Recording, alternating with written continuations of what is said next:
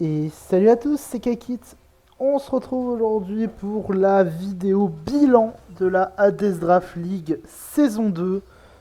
Donc pour vous, ce sera évidemment une vidéo d'une traite, parce que pour moi, ce sera un petit peu, on va dire pas un journal de bord, mais on va dire un peu, je vais faire la vidéo étape par étape. Mais du coup, je vais parler un petit peu de la saison 2, de mon parcours en Division 1 et tout ce que j'ai à dire sur la saison. J'ai pas mal de choses à dire pour être honnête, comparé à la saison précédente.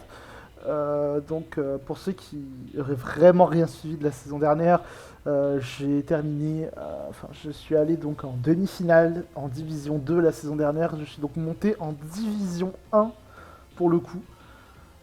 Là, vraiment, on a step up, mais on voit la différence dans le level.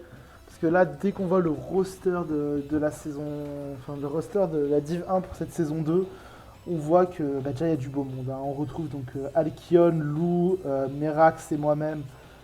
On est monté la saison dernière à la division 2. Il y a beaucoup de beaux mondes qui sont restés. Il y a des petits nouveaux, il y a enfin des petits nouveaux. Vous les connaissez, il y avait, je crois notamment il y a Braze qui fait sa première saison. Voilà, vous connaissez Braze, c'est un bon pote à moi. Il est aussi très bon au jeu, le bâtard. Il y a aussi Slick que je connaissais pas du tout, mais qui apparemment est vraiment un très bon joueur européen que Urtai est allé chercher pour que les gens commencent un peu à se frotter sur du haut level Smogon. C'est pour ça que Urtai allait le chercher et je crois que je sais plus si et je crois qu'il y avait un troisième nouveau, je sais plus du tout qui a fait sa première saison, donc c'est my bad. Il me semble qu'il y avait un troisième nouveau en plus en Div 1. Je sais qu'il y a au moins Brezesli. Mais bon voilà. Là vous voyez quand même, il y a du beau monde. Il y a Cielo, il y a Hera, il y a Evi, il y a Urta évidemment, il y a JB, il y a Marty, il y a Nailek. Vraiment, c'est vraiment, cette saison ça a vraiment été un step up. Et là je savais que pour le coup, je savais que ça allait être vraiment un challenge cette saison de la Hades. Parce que je voulais montrer des choses en fait. La saison 2 a montré que j'avais quand même. Enfin, la saison 1 avait montré que j'avais quand même un certain level. Et je voulais vraiment me montrer, je voulais essayer de m'imposer quand même dans cette division 1.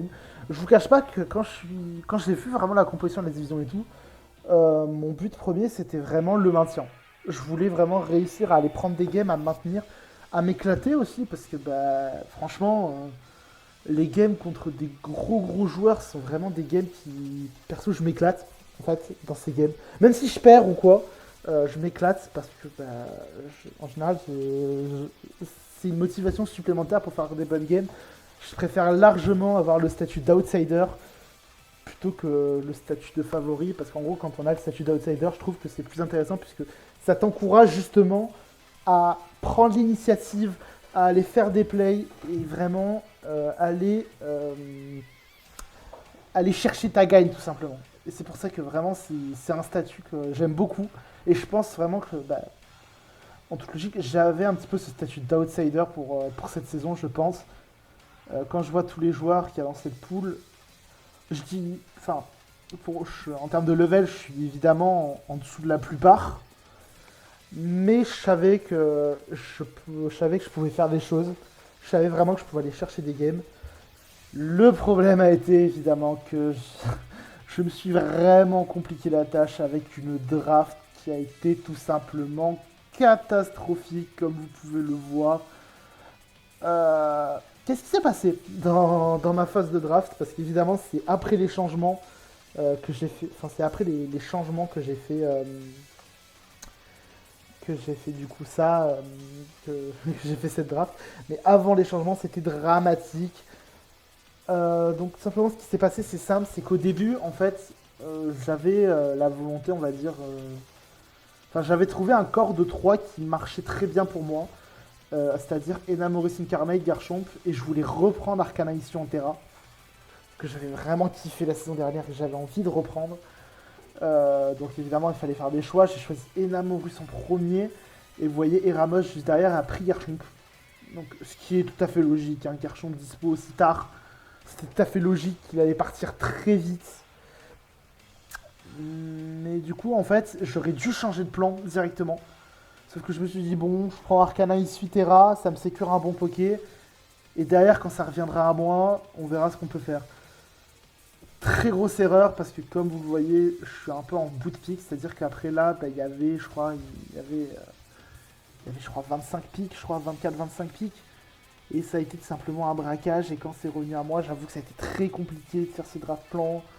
Le draft plan a beaucoup changé. J'avais sécurisé Iron Crown et derrière c'était compliqué de faire quelque chose. J'avais fait une première idée à base de psy spam avec du Olucha, du Ndidi, du Iron Leaves. J'avais Iron Crown et Iron Leaves dans la draft. Vraiment c'était n'importe quoi. On m'a snipé Ndidi à la fin parce que Merax a pris Ndidi et c'est totalement mérité, honnêtement. J'ai complètement troll ma phase de pique. De toute façon, si vous avez vu les vidéos du retard en début de saison, ça tarde pas sur mon cas et c'est normal parce que je savais très bien que j'avais vraiment fait n'importe quoi sur ma phase de pique. Je me suis fait sniper Zidi par Merax, même si je sais qu'il y a d'autres joueurs qui ont forcé évidemment, qui ont encouragé Merax à me snipe. Mais bon, voilà, sur le moment j'étais un peu salé, mais franchement c'était totalement mérité de ma part. Et du coup, changement pour cette saison, les trades se faisaient non plus en fin de saison, mais en début, entre la week 1 et la week 4. Donc comme vous pouvez vous en douter, j'ai fait beaucoup de trades. On pouvait enlever autant de Pokémon qu'on voulait, tant qu'on rajoutait 4 Pokémon au maximum et qu'on rentrait dans la limite de 9 à 11 Poké. Je crois que j'avais fait une draft de 11 Poké, j'en ai enlevé 5 pour en récupérer 4. J'ai récupéré Clivor, Toscruel, Torkoal et Walking Wake. Sauf que, bah, évidemment, vous vous en doutez, il y a eu beaucoup de braquage dans la tier list. Quand j'ai fait mes trades, bah, il fallait faire avec ce que j'avais, avec ce qui restait. C'est-à-dire que, par exemple, dans les high tier, je pense dans les Pokémon à 15 points ou plus, je vais juste regarder la tier list. Vous voyez, bon, là, bon, pas la fin était pas dispo quand j'ai fait mes trades. Mais je pense vraiment que, ouais, si je regarde jusqu'au tir à 14 points, il restait Blaziken, je crois qu'il restait Blaziken, il restait Rotom Wash, Scizor il devait être pique. Et après, bah, il restait quoi? Il restait Walking Wake et Torkoal. Torkoal qui est je sais plus où. Je crois qu'il doit être à 10 points. Donc il restait Walking Wake qui était plutôt haut. Ok. Il restait Walking Wake qui était open. Il restait les Ursaluna, il restait Rotom Wash. Vraiment, il restait plus beaucoup de Poké au moment où j'ai fait mes trades. Donc ça a été compliqué de faire avec quelque chose de. C'était compliqué de faire une draft entre guillemets correcte. Hein. La draft elle est vraiment éclatée. C'est vraiment des options. Faut essayer de jouer avec les options offensives de la draft, avec Elamorus, avec Arcana Misui. Mais le problème, c'est que cette draft se fait pressure très vite. Genre, on va dire, mes pivots centraux, c'est Clivor, c'est Blastoise. C'est vraiment une draft qui est trop compliquée à jouer, je vous cache pas, honnêtement. J'ai fait la saison avec. Chaque match ont été très compliqués. Et voilà, j'ai vraiment troll cette phase de draft. Après, heureusement pour moi, j'ai évité la poule de la mort pour cette saison. Alors d'un côté, j'avoue que là, vous voyez, donc, on va regarder un peu les deux poules. Donc, dans la poule, il y avait donc Merax, Marty, Sordi, Chirac, Evis, Yellow et Slick. Et dans l'autre poule, Urta, Hera, JB, Eika, Nilek, Braze, Lou, Alkion. Vraiment, je vous cache pas que les deux poules, même si c'est vraiment du top level, la seconde poule était vraiment beaucoup plus relevée que la poule 1. C'était vraiment une poule avec un excellent level à droite. Je dis pas qu'à gauche c'est un level pas ouf, mais franchement quand on compare les deux niveaux, il n'y a pas photo. Cette poule B c'est vraiment la poule de la mort. Honnêtement la poule B j'aurais bien aimé être dedans pour le coup, parce que moi je vous ai dit, mon but premier c'était vraiment d'aller taper les gros joueurs, de venir faire des games contre eux. Bon finalement en voyant ma draft, finalement c'est peut-être pas plus mal que je les ai pas affrontés. Parce que sinon ça aurait pu être très compliqué de s'en sortir dans cette poule. Mais j'avoue que ouais, la poule B était vraiment très relevée pour le coup comparé à la poule A. Moi je retrouve Merax qui m'a éliminé en demi-finale la saison dernière. Il y a le copain Sergi, il y a Marty, voilà. Je me dis franchement c'est une poule. Je peux faire des trucs dans cette poule. Mais ça allait être très compliqué, surtout qu'en plus ma week 1 c'était avec mon ancienne draft. On va parler de suite des games. On va rentrer dans le vif du sujet. Et vraiment là, vous voyez, il y a le Woshien, c'est compliqué, vraiment. Je m'en souviens, j'étais en sueur contre Gujin Fire sur cette draft. Enfin, dans ce 6, il y avait Gujin Fire qui me pétait la gueule. Il y avait Kilo Watrel qui me pétait la gueule. Vraiment, c'était aberrant. Vraiment, j'ai eu une draft. J'ai vraiment eu une compétition assez compliquée. Avec vraiment une draft assez. Vraiment pas évidente du tout à piloter. C'est-à-dire qu'il y avait 2-3 options pour aller arnaquer des games. Mais vraiment, même les options, elles n'étaient pas si intéressantes que ça. Je vais avancer peut-être un petit peu en face. C'est-à-dire que vraiment, là, je savais très bien que mes games, ça allait pas se jouer sur la draft. Ça allait vraiment se jouer à l'in-game pur et dur. Et si j'arrivais à avoir un bon in-game et tout, il y a moyen de faire des trucs. Il y a clairement moyen de faire des trucs dans cette compétition. Parce que je n'allais pas m'abattre tout simplement. Je n'allais pas me dire c'est mort, on abandonne, on forfait et tout.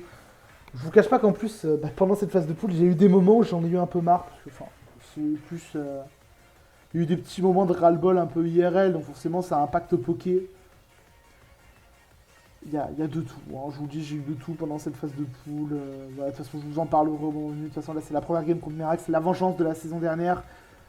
Mais vraiment, je me bats avec mes propres armes. Hein, vraiment, à ce moment-là. Là, c'est l'entrée du Gujin Fire qui va évidemment me faire très peur. Je suis obligé d'essayer de mettre en place mon plan. Le Blastoise qui vient pour essayer de gérer un petit peu, pour essayer de week-end ce Gujin. Mais ça sert à rien parce qu'à tout moment, ce Gujin, il a juste Morning Sun. Et mes efforts ne servent à rien en fait. Hein. Je sais même pas, je sais plus si j'avais pas Roar, je sais pas pourquoi je tape pas Roar. Et là, le problème que j'ai, c'est que c'est un Arcana spécial. Et à ce moment-là, je me dis, putain, si je tue ce Gujin Fire, je perds tout simplement. Le problème, c'est qu'au bout d'un moment, vous allez bien voir que je vais être obligé de tuer ce Gujin. Et après, il y a Sylveon, et Sylveon, j'ai que des Poké qui tapent sur le feu. Donc, je perds. Sylveon Terra, je me fais sweep tout simplement par Sylveon. C'est un peu triste malheureusement, mais c'est comme ça. Je perds cette première game contre Merax 4-0. Au moins, les trades ont pu être faits. Au moins, c'est ça l'avantage qu'il y a, c'est que les trades ont pu être faits. Et là, déjà pour cette seconde semaine, j'arrive avec une draft qui est un peu plus aggro. On a l'arrivée de Clivor, on a l'arrivée de Toxcruel pour venir aider un peu dans le hazard control. Ça donne un ground. C'est déjà un peu plus intéressant pour le coup, le lead Clivor. Clivor qui était Terra Dark, ça je m'en souviens, parce que c'était vraiment pour essayer de choper un Goldengo. Mais j'en profite pour faire mon Stonax. Cette game déjà, j'étais déjà un peu plus rodé quand même. J'étais déjà plus confiant que la première semaine où j'avais un match-up compliqué. Là aussi j'avais encore un match-up compliqué. Hein. Infernape me faisait le boule. Vraiment c'était le Klefki qui était là je crois pour Rorig Moon. Mais du coup comme il n'y avait pas Rorig Moon, Klefki ça va vraiment me servir de sac fodder pendant cette game. Il m'a vraiment servi de sac fodder pendant cette game, le Klefki. À chaque fois, dès qu'il y avait Nape, en fait, vous allez voir, à chaque fois, dès que Nape il vient sur le terrain, j'envoie Klefki parce que Klefki il sert pas en fait dans cette game. Il peut peut-être essayer une petite arnaque à droite à gauche, mais dans les faits, il ne sert pas à grand chose. Je fais quand même le bon double sur Clivor, mais là, le Night Slash qui fait 41%. Donc le Goldengo est pas trop investi, mais c'est pas grave. Arcana Terra Roche, en vrai, ça avait un très bon match-up pour le coup, donc j'étais vraiment content d'y avoir pensé. Voilà, donc là, toujours pareil, j'ai vraiment. Ce Klefki, il me servait juste à mourir, donc c'était plutôt rigolo pour le coup, ça. Et hop, le Enamorus qui va revenir. Je crois qu'on va bientôt arriver au drame de la game. Enfin, le drame, oui et non. Bon, le Moonblast qui a fait 0 dégâts sous l'ice cream, je me dis, ok, très bien. C'est sûrement un Primarina AV. Et là, il y a l'entrée du Gliscor. Et on va commencer les drames bientôt. Donc le premier Tachyon Cutter 29. Et le crit derrière à 44 sur l'agility. Et donc là, il va y avoir le Terrassi, le séisme que je vais tanker évidemment. Et il y a un nouveau Tachyon Cutter qui prend le kill. Je sais que bon, ça a fait le crit faire très mal pour le coup. Mais comme je l'ai expliqué à plusieurs reprises, pour moi, ce crit là, je pense pas. Enfin, pour moi, si j'ai pas le crit, je tape Focus Blast. Donc, voilà, je veux bien.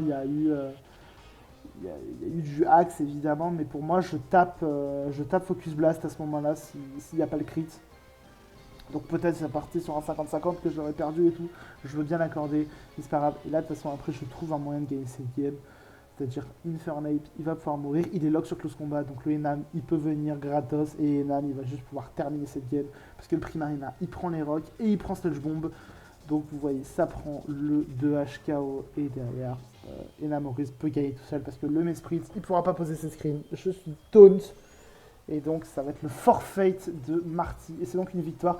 Alors après la défaite 4-0, ça me permet quand même de me redresser un petit peu dans cette compétition. Franchement, il fallait pas que je me fasse submerger par le score. Le problème va arriver ensuite la game contre Surdy. Et cette game là contre Surdy, je vous cache pas que c'était une game de base, c'était on va dire une période. Je sais qu'à ce moment-là, j'avais joué, je crois que c'était la demi-finale de la MML, donc une autre compétition que je participais. La veille, j'avais perdu contre Draduri. En demi-finale, j'avais perdu sur un Alchemy qui était donc c'est une DL en National Deck si vous voulez. J'avais perdu vraiment sur un, je faisais une bonne game et je perds sur un setup d'Alchemy qui m'avait ramené je crois Acid Armor, CM, Mono Attacker, Draining Kiss que je passais plus en fin de game. Et je sais que là à ce moment-là le jeu commençait un petit peu à me saouler de manière générale, donc j'avais juste envie je ne cache pas vraiment quand j'ai joué cette game contre Surdy le dimanche soir, j'avais vraiment pas envie de la jouer. De toute manière ça va se voir, j'avais vraiment pas envie de la jouer. Je tente des plays à droite à gauche. Je tente des plays à droite à gauche, mais ça sert à rien, tout simplement. Parce que là, je tente la petite cage éclair, le petit flash cannon qui va faire pas énormément de dégâts, il va pouvoir poser son screen. Je décide quand même d'essayer de poser des picots, mais de toute façon, ça sert à rien parce qu'il peut juste rapid spin quand il veut. Le Dazzling qui fait 0 dégâts. La cage éclair, ça sert à rien, ce locking là. Hop. Vraiment, le game plan était catastrophique. Et là, je crois qu'il ramène le Diancie. Voilà, il va ramener le Diancie. Diancie qui était ras de mémoire, mais de toute façon, le Diancie il est sous screen. Voilà, il va Terra Grand setup et de toute façon, je vais me faire clean. Parce qu'en plus, voilà, je commence à taper des Mystical Fire sur un Diancie qui est setup. Enfin voilà, je vais me faire clean et tout. Et là, vraiment, c'était le moment. C'était vraiment le moment un peu ras-le-bol du jeu. J'avais dit GG quand même. Ouais, voilà, j'ai été con GG. Là, vraiment, j'avais juste j'avais un petit fucked up mental. En vrai, on va peut-être me dire ouais, t'as peut-être forfait un peu trop vite. Non, clairement, il me clean en fait. Le Diancie, ça servait à rien d'aller plus loin que ça. J'ai fait une game de merde, franchement, c'était le moment où j'étais un peu fucked up et tout. Et là, forcément, ceux qui connaissent l'histoire, on est obligé d'arriver au drame de la game contre Chirac. Donc pour ceux qui ne sauraient pas, je sais pas si vous avez fait gaffe aux dates, tout simplement. Je jouais le lendemain contre Chirac. Parce que Chirac m'avait demandé à ce qu'on joue tôt, la week 4. J'ai dit oui, on jouera lundi. Je vais pas revenir pendant des heures sur cette game. Je vais pas revenir pendant des heures parce que ce qui s'est passé dans cette game, enfin ce qui s'est passé surtout avant et après la game, je vais pas épiloguer dessus, ça sert à rien pour moi. Mais voilà, moi j'ai joué ma game normalement pour le coup. Alors avec évidemment je sais qu'il y a des plays qui sont contestables. Je veux bien l'admettre qu'il y a des plays qui sont contestables ou quoi que ce soit. Mais pour moi enfin, je trouve juste que ça sert à la réaction alors que je demande rien à personne, je trouve que ça sert un peu à rien. Mais bon, c'est pas grave, on va pas épiloguer. Là, voilà, là, l'aurore qu'on va lui rappel, je tape le laser glace, je vois, je crois qu'il était à Sauvest et je chope le freeze qui me met extrêmement bien évidemment parce que ça me permet d'envoyer Iron Crown sur l'arrivée du Mimikyu bien anticipé par Chirac. Je peux retaper un tachyon cutter. Hop, ça va mettre de bons dégâts, malheureusement ça va pas tuer, du coup je sais que je prends le kill. Si les Life Orb il meurt et il va bien et bien mourir de la Life Orb. Derrière le Excadrill qui arrive, je sais même pas pourquoi il envoie Excadrill. En mode j'aurais pas la speed pour dépasser, mais bon, c'est pas grave, ça envoie le Stalking Galar. Le Stalking Galar qui va manger le Psyshock. Un nouveau crit, encore une fois. Je sais que j'ai beaucoup de hacks en ma faveur dans cette game, je le sais très bien. Et je sais aussi, voilà, là, bon, le S-Smash qui miss, du coup, ça malheureusement, ça m'empêche d'avoir le 2HKO sur Hydrapel, et du coup, j'avais perdu mon Arcana sur ça. De toute façon, je reste dans ma game. Franchement, je reste dans ma game quoi qu'il arrive. C'est assez intéressant et j'ai d'ailleurs oublié de vous parler d'un petit point qui me semblera aussi essentiel quand même à parler aussi. Mais là déjà, cette game là, pourquoi elle est intéressante je trouve, c'est que voilà, il y a du axe des deux côtés, mais il faut pas commencer à perdre ses moyens à cause du axe. C'est-à-dire que il y en a, j'en ai beaucoup, j'en ai subi un petit peu, mais voilà, il faut quand même essayer de garder le cap tout le temps. Là, voilà, bon, là, le Tauros, pas intimidé, du coup, il était cut shoe. Le Klefki qui arrive, putain, ce Klefki, c'est vrai que ce Klefki n'était absolument pas prankster. Il n'était pas du tout prankster, le Klefki. C'est vrai, ça, bordel. Et là, j'arrive avec Walking Wake, j'ai jamais lassé avec Walking Wake. Et de toute manière, en fait, si vous voulez, là aussi, c'est intéressant, c'est qu'à ce moment-là, on peut se dire, ok, c'est la merde et tout. Euh, donc là, je prends le DM, je tape DM, je suis Scarf. Et à ce moment-là, en fait, il faut pas cliquer trop vite. Il y a des moments où j'ai cliqué trop vite, malheureusement, mais là, pour le coup, il fallait vraiment pas cliquer vite. Il faut regarder la situation. Le Tauros, il est encore à 5, il est encore à 46%. Il dépasse Hydreigon. Et le Salamence, les deux, le Salamence aussi dépasse Hydreigon évidemment, et les deux peuvent potentiellement terrasser. Du coup, là, je suis lock sur Dracometeor. Et en fait, ce qui se passe, c'est que si je prends ce kill sur Slowking, je perds la game. Tout simplement parce que derrière, il envoie Salamence, il peut juste taper Dragon Dance, il peut terrasse s'il faut, et c'est plié. Donc à ce moment-là, je me dis, ok, il faut que je pense à un moyen de gagner cette game. Même si, voilà, je me fais un peu, voilà, je me fais péter la gueule quand même. Je me fais péter la gueule, même si j'ai du axe. Il faut toujours penser à un moyen de gagner cette game. Et là, mon seul moyen, vraiment, pour gagner cette game, c'est d'arriver à setup Hydreigon, tout simplement. Il faut que j'arrive soit à placer une Dragon Dance, et donc je gagne le 50-50 sur le Terra. Donc au lieu de prendre ce kill sur Glowking, je vais aller sur Hydreigon avec justement comme idée de me setup. Donc là, je vais choper la paralysie, il va peut-être taper Chili.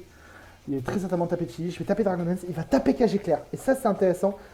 Alors, c'est embêtant cette cage éclair parce que, évidemment, comme forcément je perds en speed. Mais d'un côté, je me dis, ça peut être un mal pour un bien. Parce que là, s'il ne va pas directement sur Mens, et qui, je sais pas, je dois jouer la para en fait à ce moment-là, parce que si je chope la para, je pourrais placer ma troisième Dragon Dance, et à 3 Dragon Dance, je dépasse le Salamence, et surtout, il est en range de crunch à plus 3. Ça, c'est quelque chose d'important, parce que ce Hydreigon, il avait Earthquake, il avait Colère, et il avait Crunch. Et en gros, ce qui se passe, c'est que si jamais, à ce moment-là, si jamais je suis que à plus 1, il y a le 50-50 entre est-ce qu'il terra ou est-ce qu'il terra pas. S'il terra et que je tape colère, je perds, pardon. S'il terra pas et que je tape séisme, je perds. Donc là, vraiment, cette paralysie, c'est un mal pour un bien. Parce que c'est un mal, parce que forcément, je dois placer 2 autres Dragon Dance. Mais derrière, je sais que quoi qu'il arrive, Crunch va tuer ce Salamence. Ou alors, je crois que c'est peut-être un Groll qui est largement en ma faveur. Mais c'est mieux pour moi que de taper un 50-50. Du coup, je vais tenter de choper la para et je la chope cette paralysie. Ça me permet de replacer la troisième Dragon Dance, comme je vous l'ai expliqué. Il va taper Chili Reception pour envoyer son Mens. Et à ce moment-là, je sais que je peux taper Crunch. Je crois que c'est un roll vraiment à 70%, mais je tape Crunch et j'ai le one-shot. Et quand j'ai le one-shot, en fait, je sais que j'ai gagné la game, tout simplement. Et pourquoi je vous ai expliqué juste, même si quand je prends du axe et tout, faut pas perdre les moyens. Chirac aurait pu s'en sortir juste au lieu de tenter le diable avec des chili, tenter des gros hard salamence. Alors peut-être on va me dire c'est ballsy ou quoi. Mais genre je me dis soit un hardman, soit même un hard tauros, ça se faisait largement. Ça se faisait largement. Et hop, et du coup je vais pouvoir choper le crunch et ça va me permettre de gagner cette game. Donc évidemment, vous vous en doutez bien, il y a eu des réactions à droite à gauche après. Moi j'ai fait juste ce que j'avais à faire, c'est-à-dire j'ai joué ma game comme je fais d'habitude. Je suis pas du genre à parler, que ça soit en avant-match ou en après-match. Je suis pas du genre à l'ouvrir parce que je trouve vraiment que ça sert à rien tout simplement. Mais du coup ça me permet de me repositionner en 2-2. Le problème c'est que j'ai un GA tout simplement qui est catastrophique. Comme vous avez pu le voir, du coup, j'ai 2 victoires 2-0. Mais derrière, j'ai une défaite 6-0 et j'ai une défaite 4-0. Donc à ce moment-là, je suis en 2-2, moins 6 de GA. Et même en général, quand vous commencez à avoir un GA catastrophique comme ça, là, il faut plus regarder le GA. Il faut plus du tout regarder le GA. Il faut vraiment se focaliser sur gagner les games pour aller chercher le maintien. Il n'y a pas d'autre choix, il faut gagner ces games. Si vraiment, si vraiment vous, voilà, ça sert à rien. Voilà, je vous dis franchement, le GA, il faut le regarder en temps et en heure. S'il faut le regarder, mais votre but doit être vraiment d'essayer d'éviter de le regarder au maximum. Euh, je vais vous donner un exemple tout con, hein, mais genre, imaginons vous faites 7 games, vous gagnez 6 matchs 1-0 et le dernier match vous le perdez 6-0. Ok, à la fin vous aurez un GA de 0, mais vous serez en 6-1. Et en 6-1, vous êtes premier ou second en général. Vous êtes qualifié quasiment à 100%. Enfin, il y a un cas très rare où vous êtes 3 en 6-1, qui est pas impossible. Mais voilà, vous voyez ce que je veux dire. Ça fait une qualif automatique, donc la priorité toujours, essayez de gagner vos games en priorité. Si vous devez gagner avec un GA, eh ben vous gagnerez. Mais la priorité numéro 1, c'est de gagner ces games pour pas être obligé de gagner sur des gros scores après. De toute façon, vous allez voir, hein, mon GA qui est négatif, je vais jamais réussir à remonter ce GA. Donc je vais être obligé de chercher les wins pour me maintenir dans cette division. On passe donc à la week 5, la week contre Villaros. C'était pareil, c'était encore une bonne game pour le coup. La game était vraiment intéressante, même si de ce qu'on m'a dit, il n'y avait pas les bons terras du côté d'Evie. Enfin, Evie m'a dit qu'elle n'avait pas les bons terras, tout simplement. Donc j'ai proposé, donc vous avez pu voir, de toute façon vous avez pu voir le chat, j'ai proposé un rematch, elle n'a pas voulu. Ok, très bien, on joue au jeu, mais du coup je m'en souviens, du coup ce Boulder était Terra Roche et au final bah, ça me faisait chier parce que du coup mon plan contre Boulder c'était évidemment le Blastoise carton rouge. Le problème c'est que si jamais le carton rouge il proc, enfin si jamais Blastoise se fait one shot, ce qui arrive avec le Terra Roche, ce qui arrive avec le Boulder Terra Roche Mighty Cleave à +2, bah je meurs en fait. Donc, et du coup le carton rouge ne proc pas si je meurs. Ce qui peut être très très chiant. Ah c'est Tingloo. Enfin c'est Tingloo, le Cleavor Terra Ghost défensif pour gérer le Slitherwing et être une solution de secours. Ça c'est vrai que c'était particulier. Arcanine qui va rater encore Ice Smash, heureusement, voilà. Hop, le clonage. Je vais aller sur Enam pour checker le Télériforce normal. Et après, je crois que je vais aller sur Klefki. J'avoue, un peu téléphoné quand même, ces Switch. Mais bon, ça passe. Donc pourquoi pas. En vrai, elle n'est pas dans une situation où elle a besoin de prendre de risques, Evie, parce que bah, elle est sous clone. Donc elle risque pas grand chose. Elle risque pas grand chose en fait à juste taper les moves tels quels, premier degré. Ça aussi, c'est quand même un point important, je trouve. Ça sert à rien de chercher à vouloir anticiper H24 votre adversaire. Si vous voyez que vous n'êtes pas, enfin, si vous voyez que vous n'êtes pas dans le besoin, si vous n'êtes pas en retard ou quoi, vous pouvez, hein, vous pouvez tenter de toujours chercher à anticiper vos adversaires. Mais si jamais vous le faites, c'est qu'au bout d'un moment, bah, ça marche pas, ce serait un peu bête. Là, elle est sous clone, il n'y a aucun risque à taper ses stabs, enfin à taper le move premier degré, on va dire. Donc voilà, le Magnet Rise qui me permet du coup d'être insensible au type sol. Et ça me permet du coup de passer, de mieux gérer ce Q-Rev, on va dire. Ça va aller sur le Dodo Alam, le Dodo Alam qui est bot, évidemment le Diglin qui a permis de me gratter un petit peu. Je vais quand même aller sur mon Cleaver. Mon Cleaver défensif qui va quand même prendre une grosse barre, mine de rien, sur le EQ à +2. Enfin, 44%. Oh ouais, non, pardon, j'ai abusé. Le Stonax Crit.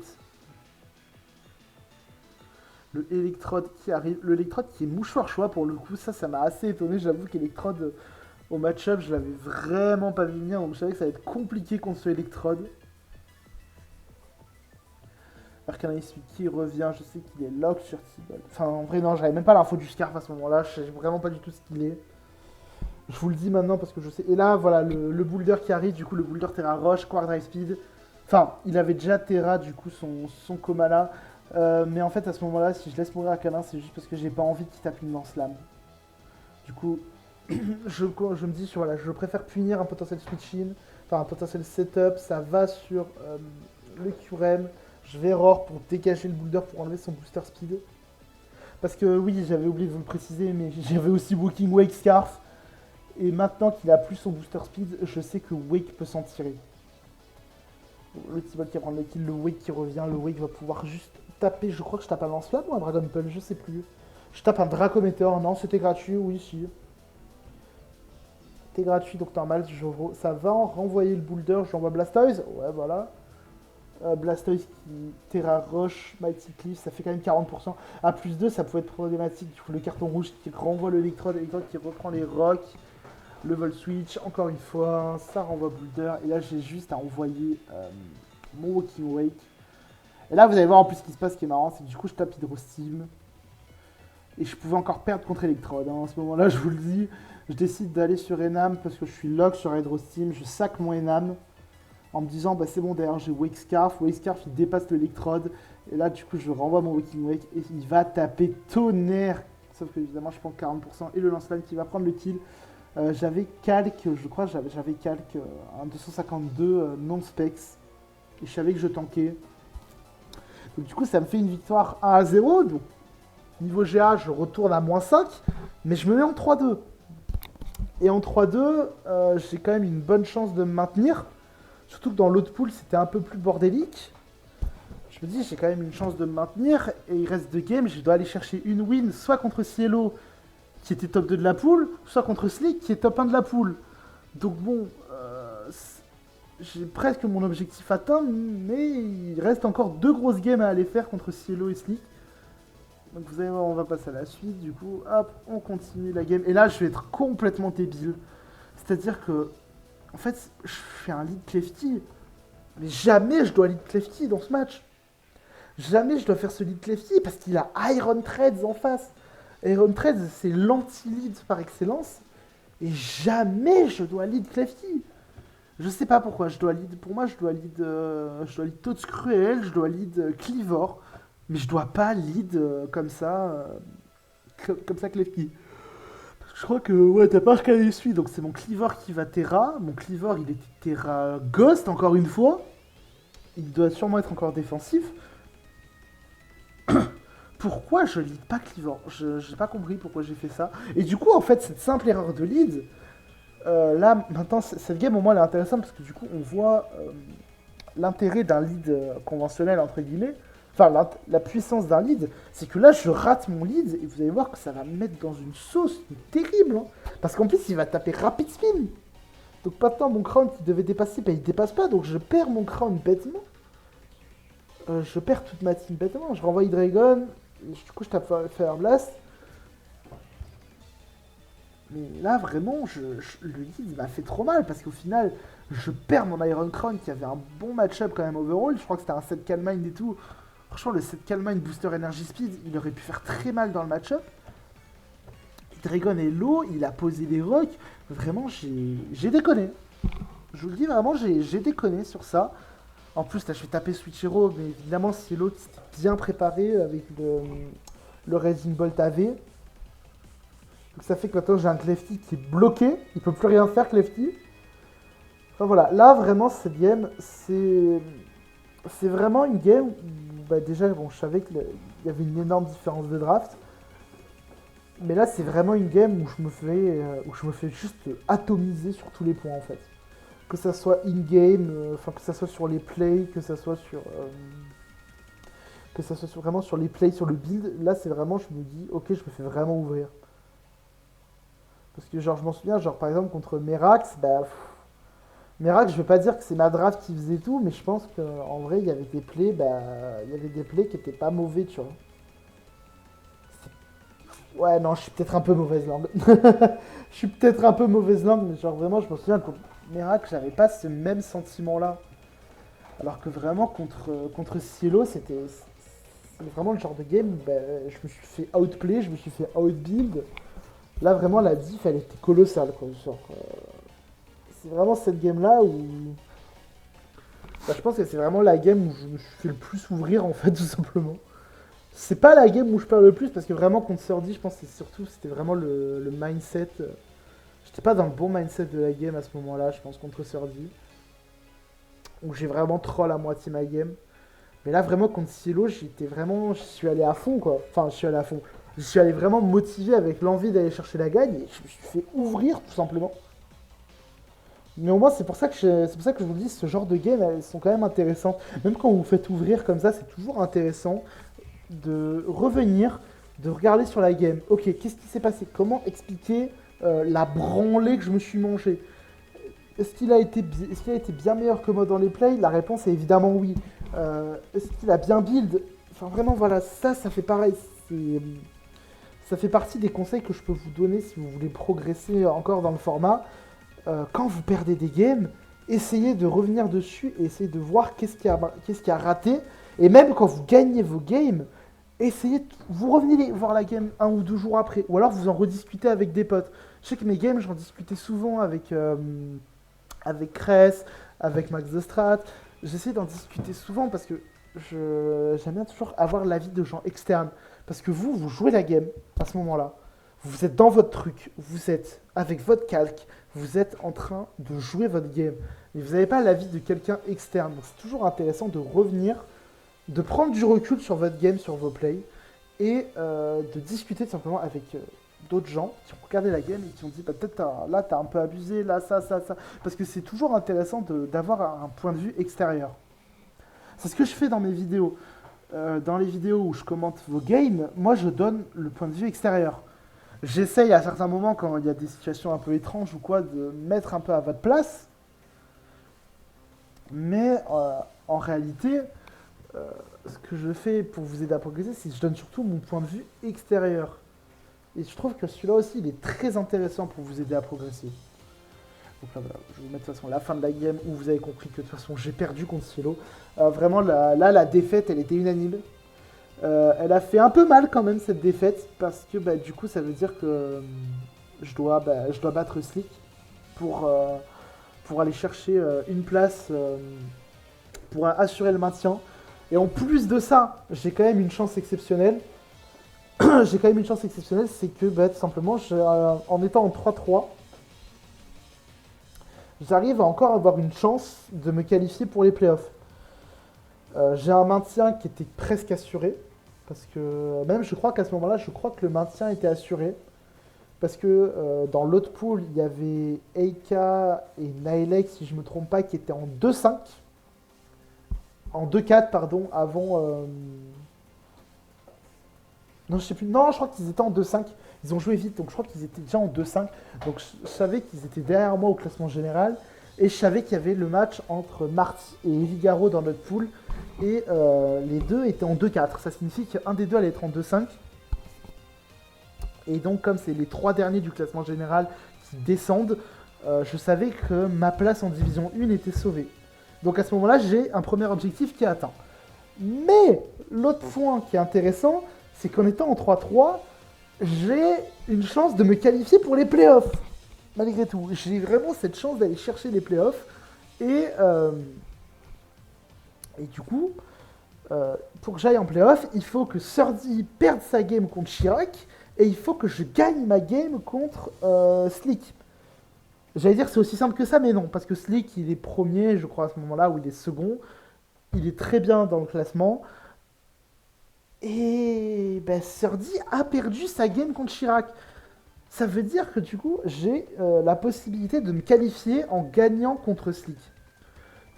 Le problème de cette game, donc il s'est quand même joué, hein, mais je vais vous raconter un petit peu le contexte de cette game, qui est intéressant. C'est qu'au départ, avec Slick, on avait schedule pour le samedi soir. On avait schedule pour samedi soir, on avait dit vers 21h, je crois, on avait dit ok, parce qu'on savait que moi, ça allait être une semaine chargée, et lui aussi, ça allait être une semaine chargée. Donc on a dit, voilà, week-end tranquille, et on voit. Il m'a dit aussi le dimanche, il était occupé. Et donc moi j'arrive à 21h pour la game et tout, et Slick me dit tout simplement, lui il est déjà qualifié pour les playoffs, il m'explique en fait que bah, il a vraiment pas eu le temps cette semaine, il a pas build du tout, et il me donne l'activity win. Donc à ce moment-là, j'ai la possibilité d'accepter l'activity win et de me qualifier automatiquement pour les playoffs. Parce que bah, forcément, je vous ai dit, une victoire ça me qualifie, une défaite je suis éliminé. Enfin, je passe pas en playoff. Donc, j'ai l'occasion de prendre cette activity win, mais je la refuse. Mais je l'ai refusée pourquoi? Je l'ai refusée parce que d'un côté, déjà je juge que en dernière semaine comme ça, j'estime que c'est pas fair vis-à-vis de Chirac, qui en gagnant contre Sordi pouvait se qualifier, avait des chances de se qualifier pour les playoffs. C'était pas fair vis-à-vis de Marty et c'était pas fair vis-à-vis d'Evillaro. Parce que, comme je l'ai dit, donc, Chirac peut se qualifier et le vainqueur entre Marty et Evie, si je perds ma game, le vainqueur peut passer en playoff. Donc pour moi, si j'acceptais cette activity win, pour moi c'était pas fair, tout simplement, vis-à-vis de eux, parce que moi je préfère le faire comme ça.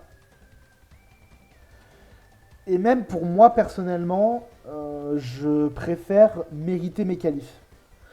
C'est-à-dire que vous avez pu voir les games en soi, vous avez vu que je me suis fait quand même matraquer dans pas mal de games. Je sais pas ce que voilà, je sais pas ce que vous avez pu penser parce que j'ai pas trop commenté mes games, j'ai surtout montré. Et vous avez vu pour moi, je sais pas, même si j'ai pas été ridicule, je suis quand même assez loin, on va dire, du top joueur de la poule. Et c'est pour ça que je me suis dit vraiment prendre cette qualif comme ça. Moi, ça allait avoir vraiment, pour moi, ça allait vraiment avoir un sentiment un peu d'inachevé. J'ai pas envie de, je préfère vraiment jouer mes games et je préfère mériter mes places. Enfin, je préfère mériter mes qualifications, mériter mes victoires. Enfin, je vous dis mériter mes victoires. Voilà, je veux que tout soit fait de manière assez convenable et que ça soit équitable pour tout le monde. Du coup, j'ai demandé, j'ai discuté avec Slick, c'est vraiment pas possible le dimanche soir et tout. On a convenu finalement, on a joué le dimanche soir. Je sais pas du tout s'il a pris une ancienne team. Je sais pas du tout s'il a build à la va-vite. Mais du coup, comme vous avez pu le. Enfin, comme si vous avez suivi récemment ce qui s'est passé, je vais remporter cette game assez vite. C'est la première fois. Là, vraiment, je fais un bon lead. Enfin, je fais un bon. De toute façon, je fais l'anti-lead et tout. Là, vous voyez un petit peu la puissance du lead en fait. L'importance d'un lead en Draft League. Contre Cielo, j'avais complètement raté mon lead et ça m'a mis dans la merde. Là, contre Slick, j'ai réussi mon lead. J'ai perdu mon Blastoise qui aurait pu m'aider contre le Ursaluna, mais en contrepartie, j'ai pas les spikes et j'ai réussi à gérer le Samurai Tissu adverse. Donc, franchement, je me dis, c'est vraiment pas trop mal pour le coup. Donc, voilà, pour moi, vous avez vu l'importance d'un bon lead en Draft League dans cette game. Et après, bah, derrière, tout simplement. Enfin, là, vous avez vu. Hop, je vais quand même. Là, j'avoue, à ce moment-là, j'ai une goutte de sueur. Quand j'ai envoyé Arcana Switch, j'ai une goutte de sueur parce que je dis putain, si jamais il m'envoie. Si jamais il me tape l'âme de rock sur les Namoru, je suis dans la merde. Il va pas taper. Et à partir du moment où je vois qu'il tape pas enfin, qu'il tape pas l'âme de rock, je me dis quasiment que c'est terminé là. Parce que vous allez voir, du coup, mon Enamorus, il est physique avec Contrari. Et je sais que je vois son 6. Je me dis que la game est terminée. À ce moment-là. Et du coup, voilà, pour revenir à cette game. Vraiment, je tenais à la jouer. Alors après, on va peut-être me dire, ouais, mais t'as Slick qui pouvait pas forcément jouer et tout. Mais au moins, je me dis, la game a été jouée. Je suis allé arracher ma qualification. Autant je me serais fait ouvrir, enfin, autant si je perds cette game et que je me fais éliminer, bah, ça aurait été mérité aussi, honnêtement, je vais être honnête. C'est pour ça que je suis quand même content et je remercie encore Slick. Je sais pas s'il écoutera ce message, de toute façon je sais même pas s'il regarde des vidéos en français, mais voilà, thank you, thank you Slick, parce que voilà, au moins la game a été jouée et je me dis c'est faire pour tout le monde, c'est faire pour tout le monde. Et du coup, comme vous avez pu le voir avec cette victoire dans cette 7ème semaine, j'ai donc pu me qualifier pour les playoffs. Je vais pas dire, je vais pas dire de manière étincelante. Alors oui, en plus, Slick a déclaré forfait après, juste pour vous expliquer, il a expliqué au staff que bah, tout simplement, il s'est éclaté pendant cette compétition, mais juste là, il a plus le temps. On arrive en fin d'année, on arrive forcément sur les fêtes de fin d'année, ça commence à être le rush pour tout le monde. Donc, il a expliqué bah, qu'il n'a plus du tout le temps pour jouer, qu'il préfère laisser sa place en playoff. Donc, bah non, en fait, si je perdais cette game, j'étais quand même éliminé parce que du coup, Chirac et Marty auraient été. Enfin, Chirac et Marty auraient tous les deux été devant moi. Mais du coup, voilà, ce que je veux dire, c'est que donc j'arrache cette qualification et avec le départ de Slick, je me retrouve plus à affronter Braze, mais je me retrouve à affronter Hera. Donc voilà, au final ça change un petit peu, ça va changer. Parce que moi je vous le dis, moi j'étais prêt mentalement à affronter Braze. Finalement, on va prendre les Ramos, ça va quand même être un match compliqué des quarts de finale. À l'heure où je tourne cette vidéo, je n'ai pas encore joué le quart de finale, on est sur la semaine de tie-break. Donc bah voilà, je sais pas trop encore comment cette game se passera. Vous allez le voir juste après comment ça va se passer. Mais voilà, déjà ça fait un peu le récap de ma phase de poule dans l'ensemble. La phase de poule a été très dure. Ma phase de draft a été catastrophique et je l'ai payé toute la saison régulière, je l'ai payé avec des match-ups assez durs à faire pour être honnête. Vraiment les match-ups ont été infernaux à préparer. Mais au final, je me retrouve, bah, mine de rien, je me retrouve en 4-3 avec cette draft qui était très compliquée. Et franchement, je suis quand même content déjà de ma perf dans cette PL. En termes de. Je pense en termes de play, c'était peut-être pas ma meilleure perf. Mais en termes de mental, en termes de mindset, je pense vraiment que c'était ma meilleure compétition. Dans le sens où j'étais dans une poule avec un niveau très relevé. Et mais je me suis pas laissé marcher dessus. J'ai été inférieur à certains joueurs, à des joueurs à certains moments. Et je me suis pas laissé abattre. J'y suis allé. Alors que même avec une draft pas ouf, bah, je suis quand même allé au charbon. Et j'ai réussi quand même à faire des perfs qui sont vraiment très bonnes. Évidemment, là, je suis en playoff. J'espère aller chercher un dernier carré. J'espère pourquoi pas aller chercher une victoire finale, hein, je vous le dis. Là, maintenant, on est sur des matchs de playoff. C'est des matchs à élimination directe. Tout peut se passer dans ce match de playoff.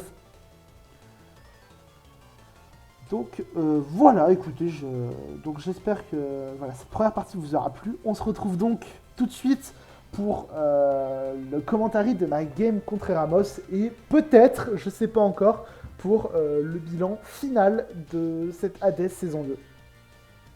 On se retrouve pour la partie quart de finale cette fois-ci. Donc on se retrouve pour la game contre Eramoth, la championne en titre et l'une des meilleures drafts de la compète. Honnêtement, je vais être honnête, on va peut-être regarder un petit peu vite fait la draft pour se rendre compte quand même un petit peu du niveau que c'est quand même. Bon, voilà, la draft elle est solide. Il y a le trio de tête qui est infernal. Enfin, vraiment une draft assez complète pour le coup, qui était assez compliqué quand même à affronter. On va voir tout de suite ce que ça a donné. Moi de mon côté, donc évidemment le Arcana Suite 2. Arcana Suite de Terra, ouais. Arcana Suite Terra Roche pour juste envoyer des grosses patates. Le Inamorus Scarf pour essayer de pouvoir RK un petit peu ce Deoxys. Le Clefty aussi qui va servir de switching à ce Deoxys vitesse. Ça va pas se passer comme prévu, mais c'est pas grave. Le Tortank qui est vraiment là un peu en plus en wall physique pour le coup. C'est-à-dire le Tortank qui est plus là en wall physique. Le Walking Wake, c'est vraiment la petite surprise du chef. C'est la petite surprise pour essayer de venir arnaquer un peu en late game et pour avoir un semblant de mon pour gérer Itran. Puisque dans l'ensemble, quand même, le 6 Erama a ramené, c'est dans l'ensemble le 6 que j'avais prévu à peu près. Ce qui est déjà pas un bon point. Et le Tots Cruel qui est vraiment là, surtout pour le Raikou. On va y aller tout de suite, on va voir ce que ça donne. Le Tots Cruel. Je lead Tots Cruel, malheureusement. Je lead Tots Cruel. En vrai, j'ai eu le seum de lead parce que je sais pas pourquoi. Pendant toute ma presse, je me suis dit, il faut que je lead Blastoise pour le chon. Et je sais pas, au dernier moment, j'ai dit, allez, on va lead Tots Cruel. Si jamais, je sais pas, moi, ça lead Deoxys. Enfin bref, du coup, voilà. Et là, je vois le switch out, enfin, le switch-in sur Sinistia direct, je me dis, ok, elle veut jouer vraiment aggro. Elle veut y aller Franco, du coup, je vais y aller Franco, j'envoie mon Arcana. Arcana qui est pas encore faible type plante, mais qui prend quand même 50% sur le match avec le chat, ça fait très mal quand même, mine de rien. Mais derrière, voilà, je vais quand même me venger, Head Smash, Terra Roche, voilà. Le Chomp, là, on est au tour 3, le Chomp, il a pris sa barre, et moi, c'est mon Arcana qui a pris sa barre. Donc bon, c'est déjà pas trop mal pour le coup. Je vais aller sur le Blastoise, et le Chomp va taper Clonage, malheureusement. Ça va quand même taper un séisme, et moi, vous allez voir que de mon côté, je vais taper Roar. Alors, pourquoi je tape Roar ça peut être intéressant pour le coup, mais en fait, si vous voulez, je voulais pas en fait que mon Blastoise il prenne un EQ à plus 2. Je voulais pas que le champ, parce que je me dis, ok, sub, il y a potentiellement une SD, c'est tout à fait possible. Et du coup, je voulais vraiment pas que Champ il prenne le EQ à plus 2, ça m'aurait fait chier. Donc je me dis, bon, c'est pas grave, je roar. Si ça tape dans Slam, je suis vraiment gagnant. Si ça tape pas dans Slam, tant pis. Mais je préfère ça que vraiment prendre tarif, surtout que le Chomp, si j'arrive à poser une rangée de picots avec les... Je veux dire, si j'arrive à poser mes rocks, mais non, j'ai pas de rock. J'ai une rangée de picots avec lefty, mais voilà. Bon, bref. Hop, donc ça envoie le Hitran, et là, je vais rejouer premier degré, je vais taper séisme. Là, c'est un peu terrible, genre jamais elle restait, en fait. Jamais elle restait, je devais taper autre chose, je devais taper, je sais pas moi, laser glace, même si après je vous avoue que laser glace ça a été une très mauvaise idée sur le moment. J'aurais dû aller peut-être sur Wake, aller sur Walking Way, ça aurait été possible.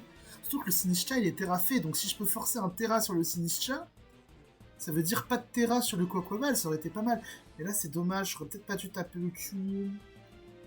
Et là, je vais aller sur le Tuskrel parce que j'avoue que le Sinistcha, j'ai un peu du mal à venir dessus. Je vais prendre la drop, malheureusement, la drop, elle me fait un peu chier pour le coup.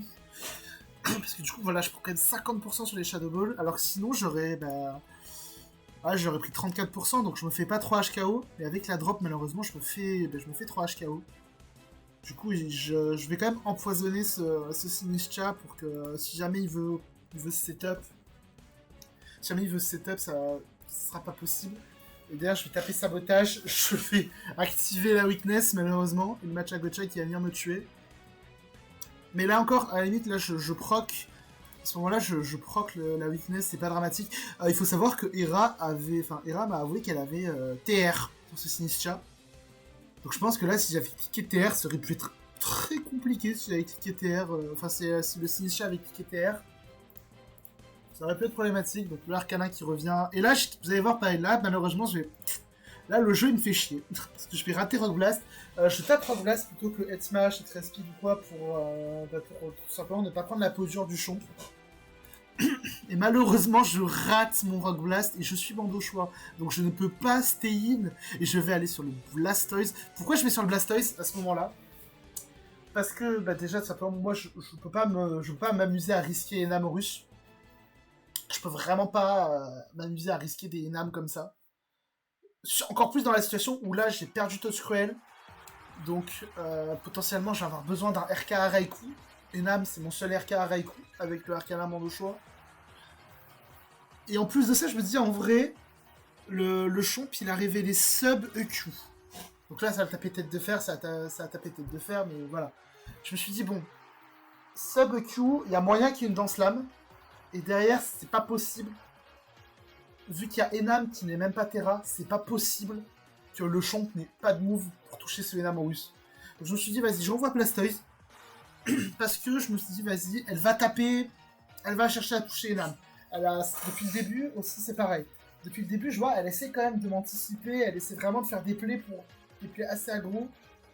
Là, à ce moment-là, je pense que c'est mieux que je change un peu. Enfin, justement, je me dis, il y a plus de chances qu'elle va changer plutôt que moi je change. Enfin, j'espère que j'ai été clair. Un peu bordélique, j'espère que j'ai été clair. Donc là, voilà, ça a tapé la tête de fer et ça va prendre des casques brutes et le champ meurt. Donc je m'en tire bien. Le Raikou, il arrive. Là, le Raikou, j'ai pas d'infos. Et comme j'ai pas Toadcruel, le Raikou me fait bien chier. Il y a un free wall switch. Je décide de me laisser mourir avec Blastoise. Pourquoi je décide de me laisser mourir? Parce qu'à ce moment-là, je me dis, si le Raikou, il commence pareil. J'ai vraiment eu très peur dans cette game des setups, parce qu'il y a beaucoup de setups qui peuvent être très emmerdants. Il y a le Champ qui peut setup une lance-lame. Il y a le Quaquaval qui peut setup Bulk Up. Il y a les deux utilisateurs de CM, Deoxys Vitesse qui a potentiellement un Mastiplot. Je me suis dit, vas-y, je peux pas me laisser pressure par du setup, surtout avec cette draft où je suis quand même assez weak à tout ça. Et là, je suis obligé de laisser mourir Blastoise. Surtout qu'en plus, de toute manière, le Quaquaval est Terra électrique, donc le Quaquaval pouvait passer Blastoise. Et là, vous allez voir pour moi la plus grosse erreur du match. Enfin, c'est ma plus grosse erreur du match, je pense. Autant il y avait des plays, je me suis dit, vas-y, on peut négocier, ça peut se défendre et tout. Là, pour moi, ça va être la plus grosse erreur du match. Je décide d'envoyer Arcanine Issue sur ce Quaquaval. Pourquoi? Parce que le problème, c'est qu'avec Enam, qui est Scarf, je ne one-shot pas ce Quaquaval. À full vie, 0 HP, 0 SPDF, je ne le one-shot pas. Ça veut dire qu'il faut que je chip, il me faut un moyen de mettre un hit sur ce Quaquaval. J'ai Arcana Issue dépasse Quaquaval, mais il est bandeau choix. Et là, je vais faire une énorme erreur dans le sens où je me dis je vais taper Head Smash. Dans le pire des cas, je mets une grosse patate, c'est-à-dire que si jamais elle switch out, je mets une grosse patate sur ce qui arrive, donc ça peut toujours être gagnant. Et si c'est le Quaquaval qui reste, s'il terra, je le one-shot. S'il terra pas, j'ai 20% de chance de le one-shot, mais surtout, moi, j'aurais mis les dégâts que je veux. Le problème, c'est que j'ai vraiment pas anticipé le Scarf. Et là, le Quaquaval Scarf, c'est catastrophique dans cette situation. Alors que j'avais Extreme Speed, j'aurais dû cliquer Extreme Speed dans cette situation. Parce que si je clique Extreme Speed, je peux RK tranquillement avec Enam. Et là, comme j'ai pas Extreme Speed, le Quaquaval va prendre son boost et il est full vie, donc je ne peux pas le one-shot avec Enam, à moins d'un crit. Et là, du coup, je vais être obligé de sacrifier le Clefty. Je suis obligé de sac le Clefty, parce que le Clefty tank un Terra Blast, et ça va mettre un full play, juste pour faire les dégâts suffisants, pour... je vais faire les dégâts suffisants, pour que, du coup, le Quaquaval puisse mourir du Enam. Et je suis obligé, alors que si j'avais tapé Extreme Speed, ben, j'aurais encore un Clefty full vie. Là, ça va être chaud, ce late game, j'ai pas d'infos sur le Deoxys. Deoxys peuvent clairement me faire trop mal en late game. Enfin, voilà. Il y a Raikou aussi qui est très menaçant. Mais bon, vous allez voir. Donc, le petit Pico avant de mourir, quand même. Ça peut être important, ça peut me péter une éventuelle sache et tout. Je ramène Enam, je décide de cliquer Telluri Force pour couvrir un éventuel Itran, ce genre de choses qui pourraient venir. Ça envoie le Deoxys vitesse et je vais aller sur mon Walking Way qui est à Sauvest, je vous l'ai déjà expliqué parce que ça peut servir contre le Itran notamment, c'est un très bon switch à Itran, ça peut me servir contre Raikou, contre le Sinistcha ça aurait pu me servir, même si bon, un peu moins, contre le Deospeed aussi ça peut servir parce que du coup là le Psycho Boost, s'il n'est pas life off, enfin je tank de Psycho Boost et elle va me taper Taunt, alors ça j'avoue je sais pas trop pourquoi elle a cliqué Taunt, peut-être parce que ça a anticipé plus un Tailwind, potentiellement, parce que j'avais déjà ramené Tailwind, vous vous en souvenez, contre Slick, j'avais déjà ramené Tailwind, peut-être qu'elle a anticipé ça. J'avoue que le taunt, je sais pas trop. Donc moi derrière, ça va poser les rocks, je vais cliquer DM, et là j'ai regretté vraiment de cliquer DM, vraiment parce que le problème c'est que du coup je me dis putain, là je suis à -2, il y a tout le monde qui peut revenir potentiellement, c'est assez chaud, alors que si j'avais cliqué Surf, ça aurait été plus délicat. Et je vais choisir d'aller sur Enam parce que si jamais je suis à -2, pareil. C'est vraiment, je vous dis, j'ai joué à moitié avec la peur cette game. D'un côté, ça m'énerve. Mais putain, parce que le problème c'est qu'à -2, bah, je me dis putain, je peux me faire Raikou, il vient, il me fait chier. Du coup, je vais choisir d'aller sur Enam sur le Brick Break. Donc c'était vraiment, je pense, ouais, c'était vraiment un lead, un anti-Clefty. Du coup, je suis assez... Enfin, un anti-Clefty. Je pense que vraiment, le Deospeed, il était là vraiment pour le lead Clefty. Je l'ai pas joué le Clefty Scream, malheureusement pour elle. J'avoue que c'est assez étonnant. Et du coup, maintenant, j'ai Enam en russe contre Sinistcha, Itran et Raikou. Et à ce moment-là, j'avoue que je regarde et je me dis, putain, en vrai, ça peut passer. Il y a moyen que ça passe. Parce que le Raikou... J'ai pas d'infos, mais le Raikou, après des Pico, je crois que je le one-shot avec Telluri Force. Le Itran aussi, j'ai pas d'infos, mais je peux toujours tenter. Et le Sinistcha, il est mal en vie quand même. C'est le Sinistcha qui revient, il prend le Pico, je vais retourner sur Walking Wake. Donc là, ça va révéler évidemment le Walking Wake à Sauvest. Et je prends la drop sur Shadow Ball. La drop, elle est terrible potentiellement. En vrai, attendez, je sais plus si elle est terrible, j'ai un petit doute. Donc le Dragon Pulse va prendre les types, normal. Ça envoie le Raikou, et là, je crois que je laisse mourir. Je sais plus du tout si je laisse mourir. Non, je crois que je laisse mourir. Attendez, hop. Ouais, ça prend 45%. Ouais, non, en vrai, j'en tankais pas deux. Je pense que j'en tankais pas deux. Et là, je vais cliquer Surf, malheureusement. Surf, en plus, qui chope le crit. Si j'avais tapé Draco Météor et que je chopais le crit, ça passait, pour moi. Malheureusement, du coup, je vais taper Surf parce que je voulais pas me mettre à -2. Là encore, je vous ai dit, dans cette fin de game, je joue encore une fois beaucoup avec la peur. En mode, putain, le Raikou, il peut cliquer C, mais je suis dans la merde. Franchement, j'ai eu trop peur pour rien, c'est pour ça que c'est dommage. La drop, en vrai, la drop, ça aurait pu jouer un petit peu, dans le sens où ça pouvait faire un roll et tout. Donc voilà. Et de toute façon, vous allez voir que le T-Bolt, et là, je me dis, ok, il y a peut-être un monde où ça passe, parce que Enam et Scarf, bon, je perds si le Itran et Shukaberry.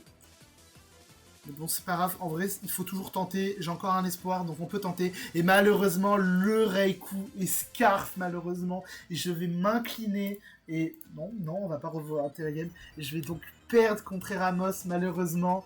Le Reiku Scarf, j'avais pas l'info. Et de toute manière, même si le Reiku n'était pas Scarf, le Hitran était full HP, full SPDF à Sauvest. Donc, à moins d'un coup critique sur Force, je ne pouvais pas le tuer, ce Hitran. Et donc, je m'arrête en quart de finale de cette saison de la Hades Draft League. GG et Ramos parce que franchement la game est très cool pour le coup. Pour moi la game a été bien. Il y a certains plays, je suis vraiment énervé quand même. J'ai joué à moitié avec la... J'ai joué à moitié avec la peur, donc c'est dommage. Je pense vraiment il y a des plays, je me dis putain si j'avais gardé mon Clefty, ça aurait pu vraiment potentiellement me servir. Parce que j'aurais pu reposer des rangées de picots, j'aurais pu tenter des trucs et tout. Ça joue pas tant que ça dans les faits, mais ça m'énerve un peu parce que je pense que j'aurais pu mieux m'en tirer dans ces games. Il y avait vraiment moyen de passer pour le coup. Et c'est un peu à l'image de ma saison pour le coup, j'avoue que je sais pas trop ce que je dois en penser de cette saison pour être honnête. Parce que d'un côté je suis quand même content en partant aussi mal, enfin en partant avec une draft chaotique, en faisant des trades pour essayer d'éponger un peu, enfin pour essayer de rattraper un peu tout ça. J'arrive quand même jusqu'en quart de finale, j'arrive à me qualifier en playoff en 4-3, en plus avec des games qui sont vraiment, enfin qui pour moi sont pas honteuses pour le coup. Franchement des games plutôt bien, parce que bah, bon, Merax malheureusement je pense que Merax c'était surtout une question de match-up, parce que c'était avec ma draft week 1 et ma draft week 1 était chaotique. Surdy, je pense vraiment que j'ai troll ma prep, parce que c'était pas le moment où j'étais bien, mais je pense vraiment que j'ai surtout troll ma prep. Comme je vous ai dit en amont, pour moi c'est vraiment contre Cielo où je me suis fait vraiment outbuild, outplay, tous les outs possibles et imaginables, c'était là. Et après bon, je m'incline mon Terra, et franchement, Hera pareil, je trouve que la game, je me suis quand même bien défendu. Donc d'un côté, je suis quand même content de la perf globale que j'ai pu faire dans cette draft. Mais de l'autre côté, je suis quand même un peu énervé parce que d'un côté, je m'en veux toujours d'avoir raté cette phase de draft.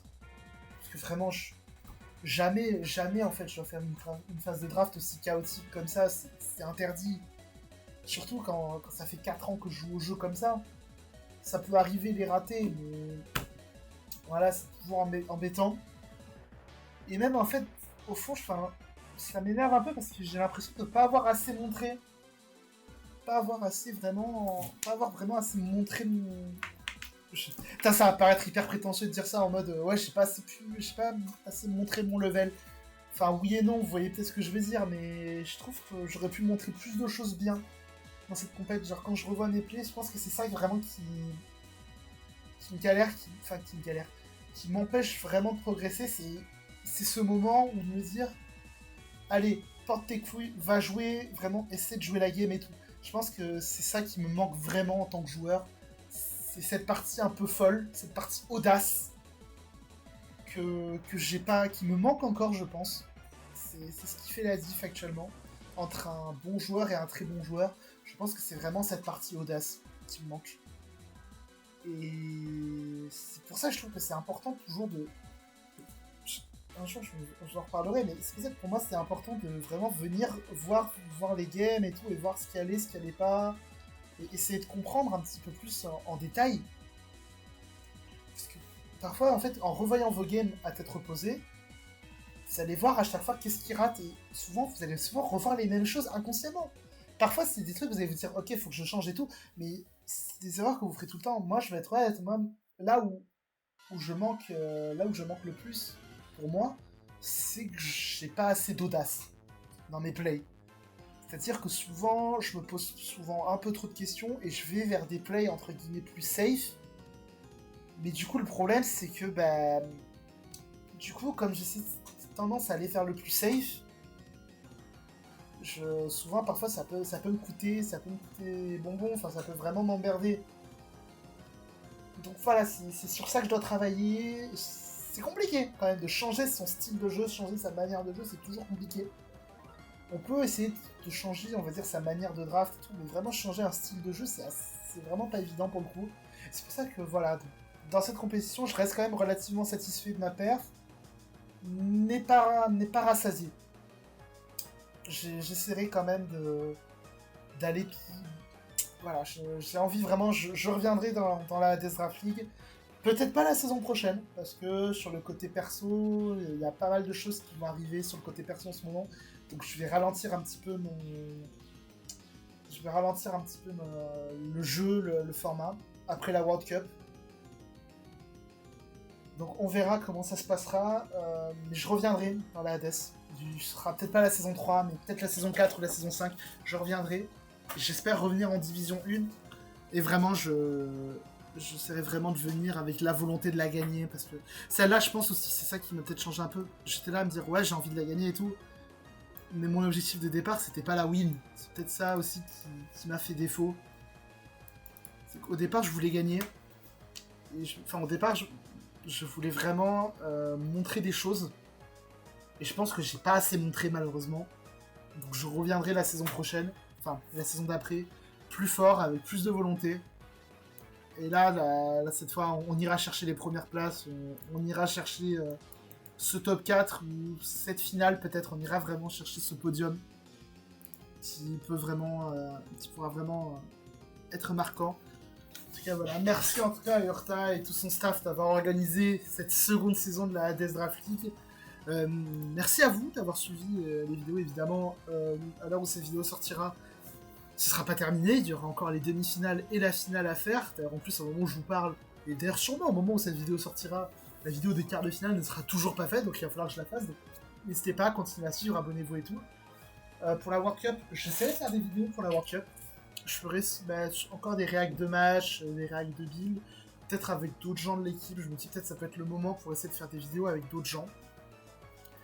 Et puis bah écoutez, on se retrouvera bientôt pour de nouvelles aventures. Hein. Merci à tous. Merci à tous d'avoir regardé cette vidéo. C'était Kaikit. Ciao tout le monde.